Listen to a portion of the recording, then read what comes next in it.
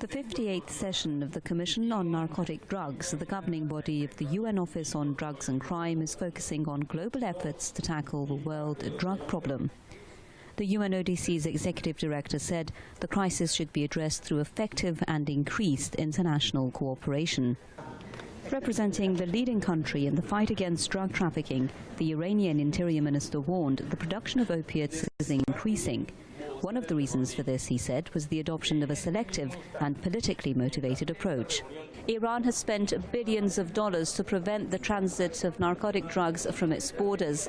It's lost nearly 4,000 police officers and soldiers to do so. We asked the Iranian Interior Minister whether the country was getting enough support from the international community.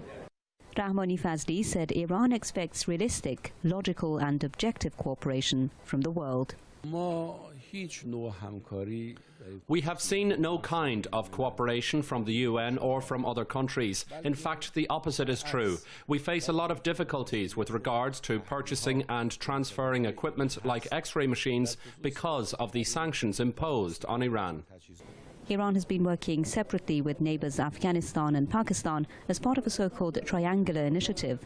The sides met briefly on the sidelines of the session, after which a bilateral meeting was held between Rahmani Fazli and the UNODC's executive director. In a recent trip to Tehran, Fedotov acknowledged Iran's huge efforts in the seizure of illicit drugs.